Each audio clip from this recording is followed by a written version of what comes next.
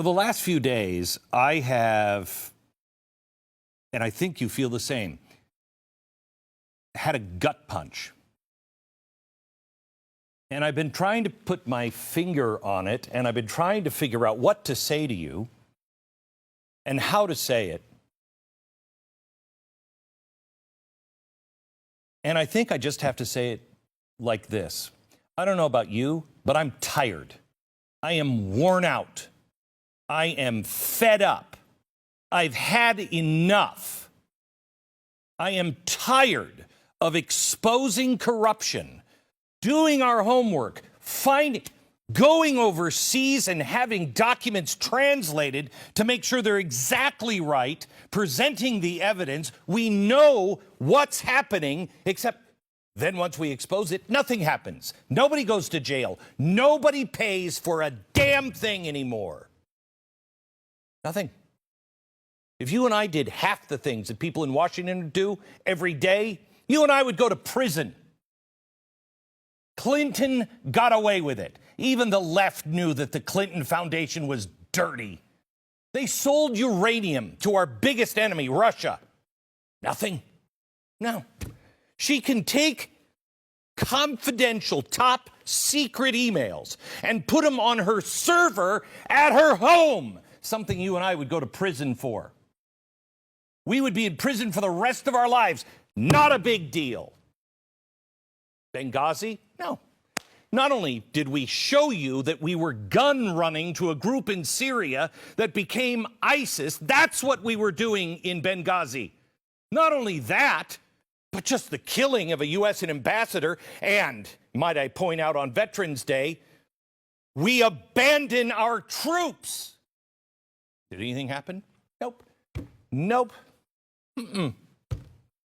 Nothing. Nothing. I'm tired of it. I'm tired of actually being open and saying, okay, well, let's look into the spying on this presidential candidate. That's a pretty hefty charge. Were they doing it? And then finding out, yes, they were, and nothing happens. He was colluding with Russia. My gosh, that should be the biggest scandal of all time if that were true. If it wasn't true, and it was started, and evidence, paperwork even showed that they knew, all the way to the White House. You'd think that would be even a bigger story. Lying to the FISA courts, nothing. Creating an enemies list, nothing. Using our own intelligence agencies to assist in this operation. Spending millions of dollars on a claim they knew that wasn't true. The collusion on Russia, they knew it before the president was ever elected. The scandal. The loss of billions of tax dollars in Ukraine, no big deal. The lies and the collusion with the Obama administration in Ukraine, no big deal. Hunter Biden, forget about Burisma. What was that, $7 billion? Who cares? Look at Hunter Biden and his father in China. Oh, but we don't have any proof of that. Yes, we do. We have all the proof anyone who cares to be honest needs. We have all the documents on his own frickin' laptop, which have been verified for people that were working with him, who were Democrats that had those same emails on their computer. Nothing. The scandal of our Justice Department, the deep state, which I didn't believe in 4 years ago. My gosh, you've got to be dead and probably voting in the last election if you don't see the deep state.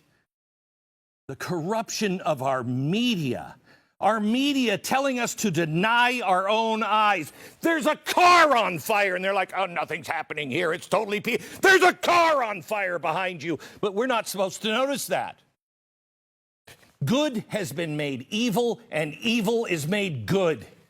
They ask you now to don't believe your own eyes, believe us. Our country is being torn apart on the streets by radicals who are marching with no Trump, no Biden, no America signs. But don't worry about that. This is just a peaceful group. Really? Our children are being indoctrinated with all kinds of crap, telling them that they're racist because of the color they were born with. The teachers' unions completely out of control. The lies of Black Lives Matter, Inc., and no one seems to care. No one seems to care that Black Lives Matter is actually a corporation. That Black Lives Matter, on their own manifesto, said they wanted to destroy the nuclear family. But that's all fine. Antifa? No. They're not wild in the streets. It's only an idea. Yeah, kind of like Nazism was an idea. But yet, if you support the Constitution, if you just say, I want a fair and legal count, you're a radical. You're an anti-government zealot. I've had it. I've had enough. I almost didn't make the show last week because this is what I wanted to say to you. Except it would have been followed with, so see you later.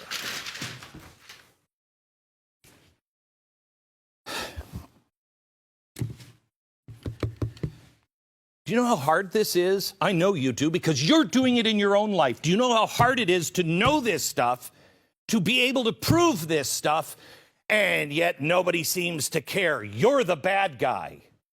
And then to tell yourself, remain peaceful with love in your heart.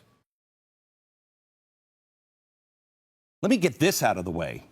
Nothing is over. CNN and Fox News, surprisingly enough, don't have the power to declare victory for anyone. The hypocrisy from the mainstream media and the left calling for Trump to concede and just roll over and accept the results is staggering. When you have Democrats, just so happy to accept their defeat.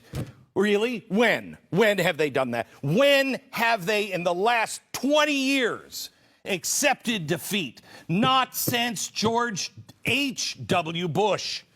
Al Gore launched a 36-day legal battle in 2000. I was in Florida at the time. He didn't fully concede until December.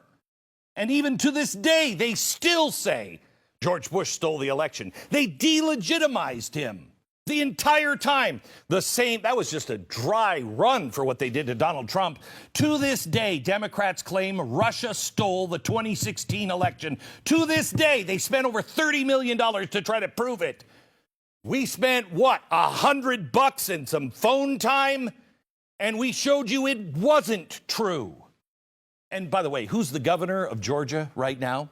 Well, if you ask Stacey Abrams and many within the Democratic Party, it's Stacey Abrams. They didn't give up that. She still says that was an illegitimate election. She lost by 50,000 votes. It's illegitimate. I actually won. Democrats are the biggest sore losers of all time. But Trump, if he just doesn't roll over, you know what? Screw you. There is a process. And the Trump campaign has every right to see it through. It may or may not change the election, but the process matters. The law matters. Democrats and the media are doing everything in their power to convince you that what Trump is doing right now is not normal. It is. I told you before we went into this election how the left is organizing street protests to force Donald Trump into conceding. Well, did the right do that in 2000? Did we start burning things to the ground while the Russia investigation was going on? No. And you know what, Bill Barr? Where the hell are you? Where are you? I am sick and tired of everybody saying that you are so great. Oh, my gosh, he's just the fairest guy ever. Where the hell are you?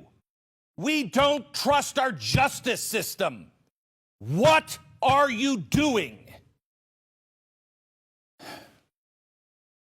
The left, organized to force Trump's hand, is now moving into phase 2. New protests began last Friday. If you scroll through their list, They plan even more action going all the way into January. But we're in the eye of the hurricane right now. Do you notice there were everybody was set to riot on the streets, and it's almost like they got a phone call. No, hold back. Looks like maybe we can pull this thing off without any riots. It's weird how peaceful it's been, but I guarantee you the minute it looks like they have any evidence on this stealing of the election, or maybe it was just an honest mistake, you have any evidence, I guarantee you they will be in the streets rioting. I showed you earlier the linchpin for these protests to really kick into high gear would be if Trump refused to concede. The longer this drags out, the calls from the left to hit the streets are going to grow louder. Forget the fact that this is quite literally how the process works. A process Democrats take advantage of every time they lose. Stop lecturing me about trying to delegitimize the next president. It's not official until December 9th. There is a process outlined in the Constitution, and it is Donald Trump's duty to investigate this election. Yes, there are anomalies. Yeah, believe it or not. It's very important that we learn to separate the crap from the real questions. And there's a lot. I mean, we are neck deep in bull crap if you go out online. You're going to get, I would bet you that there is Russian operatives right now playing both sides. You're going to find out the Trump campaign is now focusing on all the wrong things, or maybe all the right things. Let's look at what the lawyers are focusing, because this is not a political process. Last Tuesday was a political process. Now it's constitutional. I have several questions that I think should be asked. Why were the poll watchers in Pennsylvania kept away from doing their jobs? One poll watcher said, and I quote, "We literally had no input and no ability to watch anything." Similar claims were made in Michigan. Although poll watchers were inside the rooms, they weren't allowed to be close enough to actually see anything. When word of this got out, take a look at what they did. Oh, yeah, but that's easily explained away. I've never seen anything like this before. Why would you cover the windows? Well, the city of Detroit, which is squeaky clean, told Fox News, which is so on our side, that they did this to protect voter information and filming ballots. But look how far away the actual vote counters are from the windows. How are you going to see that? I said over a month ago that it would be the changes in the rules, and I guarantee you this is where you're going to get them if there's a way to change the outcome of this from Biden, which really looked on election night like it was for Donald Trump, and then all of a sudden it went to Joe Biden. Well, maybe that's all legitimate. But let me tell you something. It's going to be in the changing of the rules in the middle of the game, shifting to mass mail-in ballots. I told you it would cause an insane amount of chaos and open the door to either real fraud or, at the very least, the appearance of fraud. Mail-in ballots are historically rejected. Tens of thousands are usually rejected. In Pennsylvania, the rate is always about 1%. If you're the first time filling out the ballot, that goes up to 3%, usually in Pennsylvania. It's usually due to human error, not filling it out correctly. In 2016, 266,208 mail-in ballots were cast in Pennsylvania. 2,534 were rejected. That's just under 1%. So what was it this year, when all these people did it for the very first time? Should be 3%. No, this year rejected the mail-in ballots was almost 30 times lower in Pennsylvania. Out of over 2.6 million ballots, they only found 951 that were bad. Yeah, that is really good. That's a rate of 0.03%. But don't worry, nothing to see here.